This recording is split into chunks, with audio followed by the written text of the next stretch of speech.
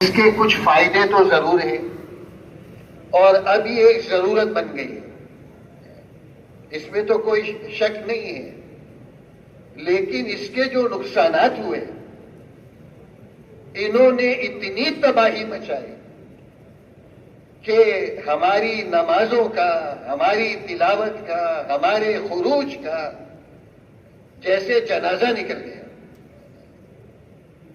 ساتھیوں کے علم میں ہے، جو بڑی عمر کے لوگ ہیں، جب ہم رائے جاتے تھے اور 40 دن کے لیے گئے تو ہم کسی اور ہی عالم میں ہوتے تھے۔ بڑوں کی طرف سے یہ ہدایت تھی کہ گھر پہ خط لکھ دیا کرو اپنی خیریت کا، اور اس میں دعوت بھی لکھا کرو۔ اور ساتھی لکھتے تھے، جب واپس آنے کے بعد ہم اپنا خط پڑھتے تھے تو ہمیں یقین نہیں آتا تھا کہ یہ ہم نے لکھا تھا، یہ وہاں کے اثرات ہوتے تھے۔ ایسی دعوت ہوتی تھی اس میں، اور فرماتے تھے واپسی کا پتہ نہیں لکھنا، واپسی کا پتہ نہیں لکھنا۔ رائے منڈی کے اندر ایک ٹیلی فون ہوتا تھا، ٹیلی فون ایکسچینج، بازار میں نہیں ہوتا تھا ٹیلی فون، اس ایکسچینج پہ جانا ہوتا تھا اگر کسی کی کوئی ایسی ایمرجنسی، کوئی ایسا مسئلہ آ جائے۔ لائن میں کھڑے رہتے تھے وہاں، باری آتی تھی جب تو وہ ٹک ٹک ٹک ٹک کر کے لاہور ملاتا تھا، لاہور والا آپریٹر پھر آگے ملاتا تھا۔ جب 2 گھنٹے بعد باری آئی، اس نے ٹک ٹک کیا تو آگے سے پتہ چلا جی لاہور والا چلا گیا، اب آپ کل آنا۔ اور بھائی امین صاحب رحمت اللہ علیہ ہمارے، وہ فرماتے تھے کہ جس چلے کے اندر آدمی نے فون کر لیا، کہتے یہ امریکن چلہ ہے، اس کو امریکن چلہ کہتے تھے۔ پتہ نہیں وہ ہمارے بڑے اگر اب حالات دیکھتے تو ان کا ہارٹ فیل ہو جاتا، جو حالات ہمارے چل رہے ہیں۔ اب میں اس وقت تو ان چیزوں کی اور کمزوریوں کی بات کرنے کے لیے تو مجھے حضرات نے نہیں بٹھایا یہاں پہ، یہ تو ایک بات نکل آئی۔ اس زمانے میں موبائل نہیں تھا، جو میں آپ کو واقعہ سنا رہا ہوں۔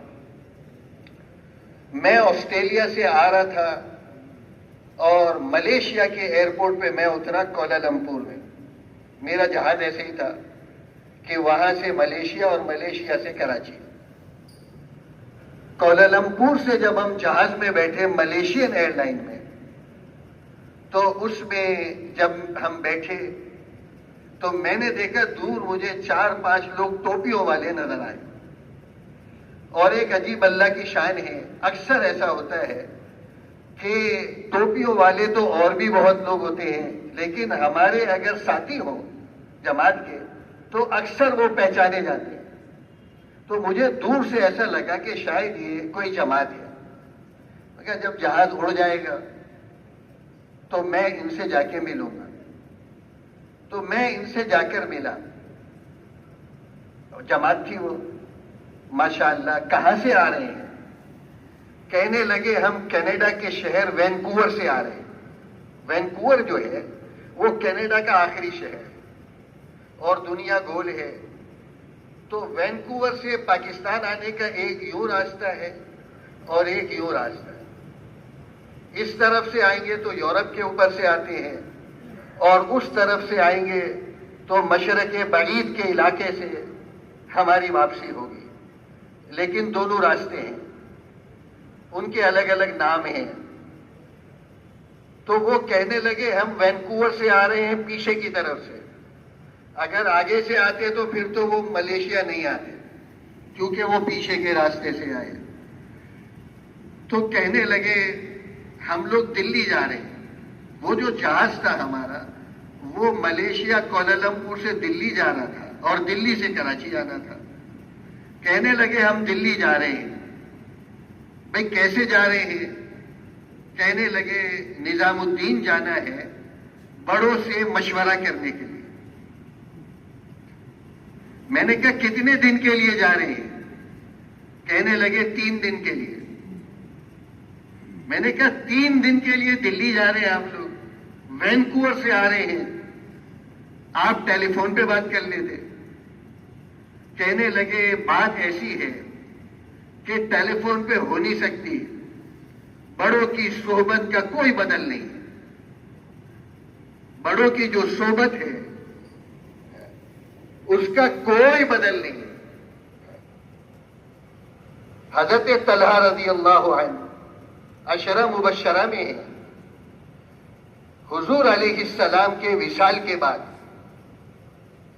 کسی نے آ کر بطور تنقید کے ان سے یہ بات کی کہ آپ نے دیکھا ابو ہریرہ کو، یہ مفہوم میں عرض کر رہا ہوں، جیسے ان کا انداز تھا، کل کا بچہ، بہت بعد میں مسلمان ہوئے، صحبت ملی 3.25 سال اللہ کے رسول صلی اللہ علیہ وسلم کی، اور حضرت طلحہ تو عشرہ مبشرہ میں شروع کے مسلمان تھے۔ دیکھا آپ نے ابو ہریرہ کو، ہر بات میں حدیث نقل کرتے، یعنی آپ تو اتنی نہیں کرتے جتنی یہ کرتے، ان کا انداز تنقید والا تھا۔ حضرت طلحہ رضی اللہ عنہ نے کیا جواب دیا؟ انہوں نے فرمایا کہ ابو ہریرہ آئے تو بہت دیر سے، لیکن جس دن یہ آئے ہیں اس دن کے بعد یہ گئے نہیں۔ ہمارے انصاری بھائی کھیتی باڑی پہ جاتے تھے، اللہ کے رسول صلی اللہ علیہ وسلم کے پاس سے پھر واپس اللہ کے نبی کے پاس آتے تھے۔ ہمارے مہاجر بھائی بازاروں میں جاتے تھے، پھر آ کر دوبارہ نبی کے پاس آ جاتے تھے، لیکن ابو ہریرہ جب آئے اس کے بعد گئے ہی نہیں۔ اور ابو ہریرہ کیا فرماتے اپنے بارے میں؟ کہا مجھے بہت اچھا کاروبار آتا تھا، ہم بکریوں کے ریوڑ بنا کے بیچا کرتے تھے، لیکن مجھے یہ بات یعنی میرے کو قبول نہیں تھی یہ بات کہ میں ایک لمحے کے لیے اللہ کے نبی کی صحبت کو چھوڑ کے جاؤں اور کوئی بات آپ کی کہی ہوئی وہ میں سننے سے رہ جاؤں، یا آپ کی ہوئی میں دیکھنے سے رہ جاؤں۔ جو آپ نے کیا وہ بھی حدیث، جو آپ نے کہا وہ بھی حدیث۔ تو سب سے زیادہ یعنی اخیر میں جو صحبت اٹھانے والے تھے ان میں ایک ابو ہریرہ رضی اللہ عنہ تھے۔ تو یہ اللہ تعالیٰ نے ہمیں ایک موقع دیا، تو میں نے کہا ان لڑکوں کو جو کینیڈا سے آئے تھے، میں نے کہا جب آپ آ ہی گئے ہیں تو کچھ وقت لگا لیں یہاں پر۔ کہنے لگے نہیں لگا سکتے، ہمارے ہاں کوئی جوڑ رہنے والا ہے یا اجتماع، اس کی محنت کرنی ہے ہم نے جا کے، اس لیے ہم 3 دن رہ کر واپس جائیں گے۔ تو اگر آدمی ضرورت سمجھے گا تو وینکوور سے 3 دن کے لیے یہ ہندوستان اور پاکستان آئیں گے، اور اگر آدمی ضرورت نہیں سمجھے گا اور خدا نہ خواستہ اس میں استغنا کی کیفیت پیدا ہو گئی تو یہ آدمی کا بہت بڑا نقصان ہو جاتا ہے۔ عذر ہونا، کوئی مشکل ہونا، یہ تو انسان کے ساتھ ہو سکتی ہے، انسان کے ساتھ یہ چیزیں ہو سکتی ہے، دنیا ہے، اللہ نے ایسی بنائی ہے، اور عذر کرنے والوں کے عذر کو اللہ کے نبی نے بھی قبول کیا۔ تو اگر ہم یہ سمجھتے ہیں کہ یہ ایسا عذر ہے جس میں ہمیں ٹھہرنا ہوگا، اور ہم اپنے بڑوں سے مشورہ کریں، اپنی مسجد کے ذمہ داروں سے، اپنے علاقے کے پرانوں سے، مرکز کے اندر آ کے ہم مشورہ کریں اور اپنے آپ کو ان کے سامنے رکھ دیں اپنی بات، پھر جیسے وہ طے فرما دیں، جیسے وہ طے کر دیں۔ ہمارے ایک بزرگ تھے، انتقال ہو گیا ان کا، میرے ان کے ساتھ کئی سفر ہوئے، میں تو اس زمانے میں چھوٹا سا تھا جب میرا ان کے ساتھ سفر ہوا۔ میری شادی کو 3 مہینے ہوئے تھے۔ آپ لوگ سوچ رہے ہوں گے کیسے تشکیل کرا دی اس کی ملکوں میں، تو آپ پریشان نہ ہو، بڑوں کو بتایا تھا۔ ابراہیم عبد الجبار صاحب رحمۃ اللہ علیہ نے رائے میں کہا ہمارے لیے اس ایک کی آپ تشکیل کر دو، اس کی شادی ہم نے اس لیے کرائی کہ ملکوں میں جائے، تو میری 7 مہینے میں تشکیل کی۔ تو ایک بزرگ تھے ہمارے ساتھ، پھر اس کے بعد میرے ان کے ساتھ اور بھی سفر ہوئے۔ انہوں نے کہا کہ میں سالانہ 4 مہینے اس زمانے میں، یہ 60 کی بات بتا رہا ہوں آپ، 60-70 کے درمیان. ایک مرتبہ میں 4 مہینے کے لیے آیا, 4 مہینے پورے ہو گئے تو میں گیا حاجی عبد الوہاب صاحب رحمت اللہ علیہ کے پاس اجازت لینے. 4 مہینے پورے ہو گئے, چلہ لگ جاتا ہے نا, تو آدمی تھوڑا سا کھل کر مسجد کے مشورے میں بیٹھتا ہے کہ اب کوئی بول نہیں سکے گا چلے کے لیے مجھے. امیر صاحب میں نے تو لگا لیا. اچھا بعض دفعہ انداز ایسا ہوتا ہے کہ دوسرا لگانا منع ہے, تو وہ جب اجازت کے لیے گئے تو کمرے میں, تو قبل اس کے کہ وہ حاجی صاحب سے کچھ عرض کرتے, ارے میرا منا آ گیا. حاجی صاحب تو ہر ایک کوئی منا کہتے تھے. ارے بھائی وہ جماعت کے ساتھ ذمہ دار, بھائی تم چلے جاؤ. اب یہ تو چھٹی لینے 4 مہینے ہو چکے تھے ان کے, سالانہ 4 مہینے تھے. یہ خاموشی سے جماعت کے ساتھ چلے گئے. پھر واپس آئے تو دوسری جماعت کے بعد ساتھ بھیج دیا. 6 مہینے ہو گئے. بڑوں کے سامنے بولنا, یہ بنے ہوئے لوگ تھے وہ. اب جب 6 مہینے ہو گئے, نوجوان تھے اس زمانے میں یہ, تو یہ سوچ کے کہ اب کچھ بھی ہو جائے, بس اب جا کے بول ہی دینا ہے ہے نا جی. بالکل اپنے آپ کو پکا کیا اور حاجی صاحب کے کمرے میں گئے اور ارے بھائی اللہ نے مسئلہ ہی حل کر دیا. وہ 1.5 سال کی جماعت بیٹھی ہے, کوئی ذمہ دار نہیں ہے, اس کو امیر بنا دو. یہ غالباً مجھے یاد پڑتا ہے 69 کی بات ہے. اب یہ کہنے لگے میرے تو پیروں نیچے زمین ہی نکل گئی, لیکن بولے نہیں. پتہ ہے کیسے بنے تھے وہ؟ ابھی وقت میں کبھی آپ کو سناؤں کیسا بنا ہوا آدمی تھا. ہمارے یہاں مثال دیتے, گوندا ہوا آٹا ہوتا ہے نا, جیسے چاہے اس کو موڑ دو, ایسا بنا ہوا آدمی. یعنی گرمیوں کے اندر غیر رمضان میں جماعتوں میں 2-2 مہینے کے مسلسل روزے اور صبح سے لے کے رات تک گشتیں کرنا, سب سے زیادہ کام کرنا. ایسے بنے تھے. چلے گئے 1.5 سال. کہنے لگے واپسی ہوئی, چلہ لگتا ہے نا واپسی میں. کہنے لگے میں بھی اپنے آپ کو تھوڑا سا حاجی صاحب گلے لگائیں گے. یہ میں کہہ رہا ہوں, انہوں نے تو بہت ساری باتیں کی. آپ کہتے ہیں نا ہار پہنائیں گے اب میرے کو, ہے نا جی. تو میں اجازت لے لوں گا کہ حاجی صاحب اب چلہ تو مجھے اجازت دے دیں, میرے 2 سال ہو رہے ہیں. تو حاجی صاحب سے جا کے عرض کیا کہ حاجی صاحب میرا چلہ ہے, مجھے اجازت. ارے ماشاءاللہ میرے منہ, بس چلہ لگا کے چلے جا, چلہ لگا لے پھر چلے جا. تو کہنے لگے چلہ لگایا میں نے, اور پھر اس کے بعد 2 سال پورے کر کے میں گیا. تو یہ ہمارے بڑے جو ہے نا, یہ ہماری اس طریقے سے تربیت کرتے ہیں. اب مسئلہ کیا بن گیا, جو رائبین کے بازار میں جا کے 25 آداب اور پتہ نہیں 300 اصول اور فلانے اور پتہ نہیں کیا کیا کتابیں ملتی تھی. اب تو دوسری چیزوں پر آ گئی وہ کتابیں. نہیں, ہمارا کام یہ ہے قربانی کے ساتھ چلنا. ہمارے ایک ساتھی آ گئے سال لگا کر, اور جوڑ کا وقت ہے, بھائی میں تو ابھی آیا ہوں. تو میں نے ان سے عرض کیا بھائی صاحب آپ آئے کیوں؟ پہلے تو غلطی کی کہ آ گئے, اب استغفار کر کے واپس چلے جاؤ. بھائی کام کو کام بنانا ہے نا انشاءاللہ, تو اللہ تعالیٰ اس طریقے سے بناتے ہیں.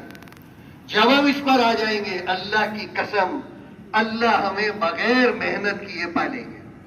یہ اللہ کا وعدہ ہے, یہ اللہ کا وعدہ ہے. ہم گئے ابھی ملاوی گئے, رائبین سے بھی حضرات تھے اور ہم بھی تھے, یہاں سے اجتماع تھے. ملاوی کے بارڈر سے ہم داخل ہوئے موزمبیق میں, اور سارا راستہ کچا اور برسات, پانی پانی پانی. ہم صبح فجر میں بارڈر میں داخل ہوئے, 2 گھنٹے ہمیں وہاں بارڈر پہ لگے ویزا وغیرہ کے لیے. اس کے بعد ہم نے ہمارے پاس لینڈ کروزر تھی نئی گاڑی, اور ہم پہنچے عشاء کی نماز میں جہاں پہ جوڑ تھا. کتنا سفر ہوگا وہ. ہم نے ایک جگہ مغرب پڑھی, بارش ہو رہی تھی زوردار، پورا راستہ پانی پانی.